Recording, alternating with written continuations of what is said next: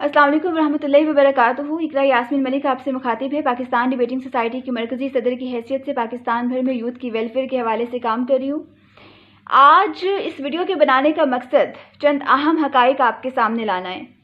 1995 में मेरे वालिद जो कि सरकारी मुलाजमत से ट्रांसफ़र होके सून से केसर से रब्वा आते हैं और मेरी जाए पैदाइश रब्वा ही है। रब्वा वो शहर है जो पाकिस्तान का हिस्सा होते हुए भी पाकिस्तान का हिस्सा नहीं है, क्योंकि यहाँ के लोग आईने पाकिस्तान को तस्लीम नहीं करते हैं। अहले रब्वा यानी कादियानी वो लोग हैं जो कि नबी पाक सल्लल्लाहु अलैहि वसल्लम को आखिरी नबी नहीं मानते, बल्कि गुलाम अहमद कादियानी को आखिरी नबी मानते हैं। और ये वो शख्स है जो कि अंग्रेज़ों का एक ब्रांड है, जो कि एक दज्जाली फितना है, जिसको सोचे समझे मंसूबे के तहत मुसलमानों के दरमियान लाया गया। और इसका मकसद सिर्फ ये था कि मुसलमानों से खौफज़दा थे अंग्रेज़, और वो चाहते थे किसी तरीके से उनके जहनों से जहाद का कंसेप्ट जो है वो ख़त्म कर दिया जाए, और इस मकसद के लिए गुलाम अहमद कादियानी को इस्तेमाल किया। और आज कादियानी उसी चीज़ को संभाले हुए हैं, उसी प्रोपेगेंडा के तहत जो है ये जो इनका एक नारा है love for all hate for non, ये दरअसल जहाद के कंसेप्ट को ख़त्म करने के लिए एक बज़ाहिर इन्होंने लिबादा ओढ़ा हुआ है लव फॉर ऑल का। और ये कितना लव फॉर ऑल है ये भी मैं आपको इंशाल्लाह अभी बताने वाली हूँ। अच्छा, ये जो गुलाम अहमद कादियानी अपनी किताब रूहानी खजाइन में लिखता है, जिल्द नंबर 18 और सफ़ा नंबर गालिबन 207 है, बेशक कुरान मजीद में मुझे ही अहमद और रसूल कहा गया, मोहम्मद और रसूल कहा गया। फिर लिखता है कि सच्चा खुदा वो है जिसने कादियान में अपना रसूल भेजा। सुनिए, यहाँ ये साबित होता है कि कादियानी जो खुद को अहमदी मुस्लिम लिखते हैं हर जगह और मुसलमान कहलवाने की ज़िद पे अड़े हुए, वो किसी तौर भी मुसलमान कहलाने के तो क्या गैर मुस्लिम कहलाने के भी हकदार नहीं है, क्योंकि वो तो मुर्तदीन है। वो मुर्तद जिनके खिलाफ हज़रत अबू बकर सिद्दीक़ रज़ियल्लाहु अन्हु ने जिहाद किया। और ये पाकिस्तान के कितने खैर ख़्वाह हैं इसका अंदाज़ा इस चीज़ से लगाइए, क्योंकि मेरी सारी स्कूलिंग वहाँ की है, मैंने वहीं से ग्रेजुएट किया। और ये जो इस वक्त आप डिग्री देख रहे हैं मेरे हाथ में, ये इन्हीं के जो एक इदारा है नुसरत जहाँ गर्ल्स पोस्ट ग्रेजुएट कॉलेज रब्वा, वहाँ से मैंने ग्रेजुएट किया।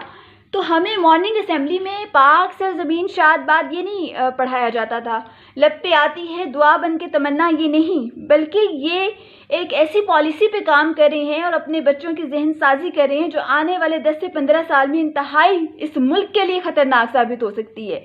सुनिए, जो इनका नज़रिया है, जो ये अपने बच्चों को असेंबली में जो रोज़ रटवाते हैं, उनके जहनों में बिठाते हैं, कभी ये भूल न जाना ये बेज़रर से लोग जो हक़ की राह में गर्दन कटा भी सकते हैं। इमाम वक्त के अबरू के एक इशारे पर, इमाम वक्त से मुराद वो मसरूर अहमद है जो कि अभी इनका रिसेंट खलीफा है।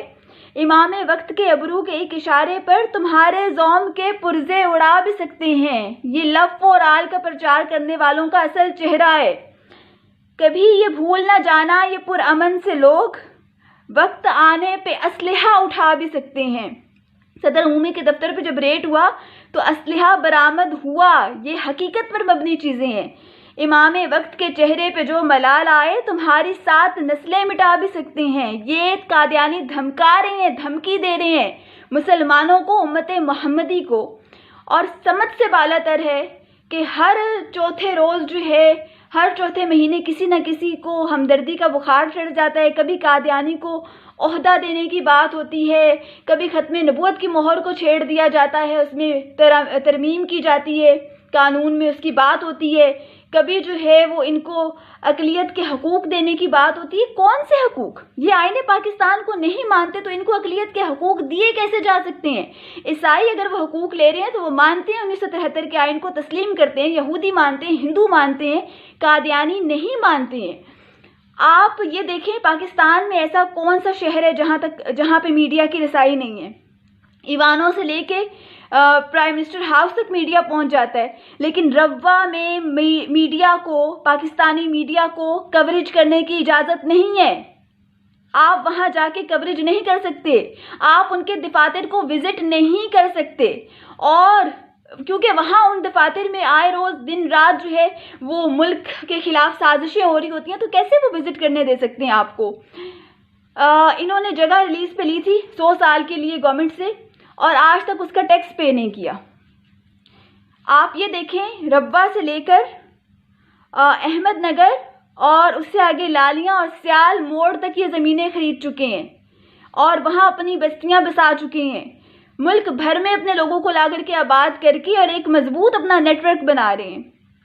آج اگر ہم نے اس قادیانیت پر ایک واضح حکمت عملی نہیں اپنائی، یاد رکھیے گا جو نبی پاک صلی اللہ علیہ وآلہ وسلم کے لیے اپنے دل میں بغض رکھتے ہیں نا، وہ کبھی آپ کے دوست نہیں ہو سکتے، وہ کبھی آپ کے ساتھ جو ہے وہ ایک محبت اور خلوص کے ساتھ پیش نہیں آ سکتے۔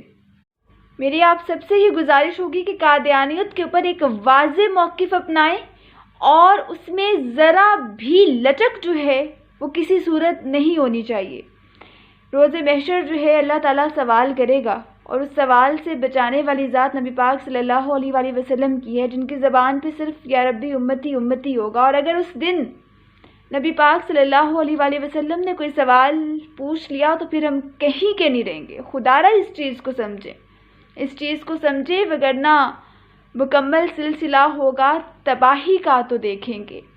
پس پردہ چھپے تھے کیا حقائق پیش منظر کے۔